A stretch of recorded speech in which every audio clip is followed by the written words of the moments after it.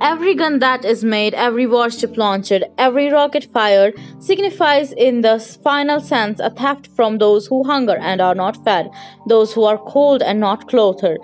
These are the words of Dwight D. Eisenhower. He was the 34th President of the United States of America. Eisenhower also said this in 1953. The cost of one modern heavy bomber is this: a modern brick school in more than 30 cities. It is 2 electric power plants, each serving a town of 60,000 populations. It is 2 fine, fully equipped hospitals. It is some 50 miles of concrete pavement. We pay for a single fighter plane with 500,000 bushels of wheat. We pay for a single destroyer with new homes that could have housed more than 80,000 people.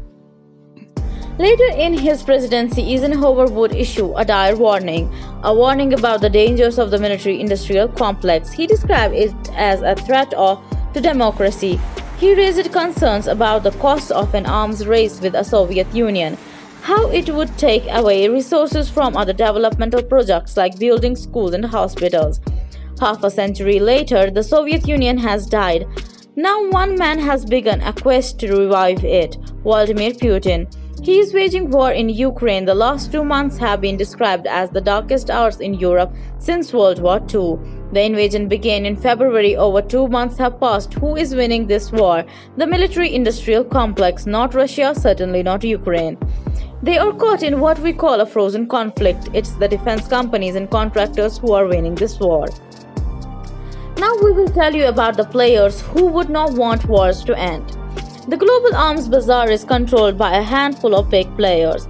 From 2016 to 2020, the United States, Russia, France, China, the United Kingdom, and Germany exported 80% of the world's weapons.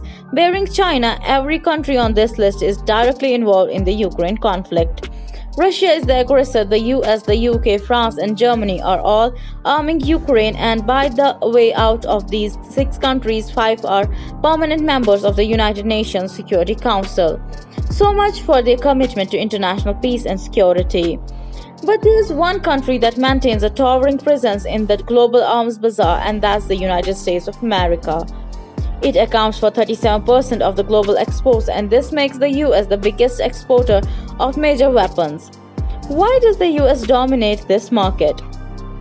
Because it is home to the top 5 manufacturers in the world: Lockheed Martin, Boeing, Northrop Grumman, Raytheon, and General Dynamics. All 5 are American companies. Together, they sold more than $160 billion worth of weapons in 2019. As they say, war is good for business. So when Russia's war in Ukraine began, the stock price of American defense companies soared. Shares of Raytheon shot up by 8%, General Dynamics 12%, Lockheed Martin 18%, and Northrop Grumman a whopping 22%. Weapons of many of these companies are now in the battlefields of Ukraine. We are talking about lethal equipments like Switchblade, drones, armored and tactical vehicles, howitzer, javelin missiles, and thousands of rifles, pistols, machine guns, and shotguns. Since the war began, America has committed over $3 billion in weapons in Ukraine. But almost all of it came from existing American government stockpiles. Recently, we even saw some correction in stock prices of defense companies, but make no mistake, weapons contractors will emerge as the big winners of this war, of course with some help of the US government. In April, there was a classified meeting at the Pentagon. The US Defense Department called their largest defense contractors. 8 CEOs attended this meeting. Also present was the US Deputy Secretary of Defense. What was on the agenda? 3 objectives were listed: delivering critical supplies to Ukraine, enhancing American preparedness, and supporting allies and partners. Basically, this was the US government telling these contractors, we need more weapons. The American stockpile is not unlimited. After all, it will have to be replenished, and American lawmakers plan to pour big money into this, feed the military-industrial complex that can churn out more weapons. Who wants the war to end? 2 programs are expected to finance this procurement. One is Pentagon's Ukraine Security Assistance Initiative. The other is the US State Department's Foreign Military Financing Program.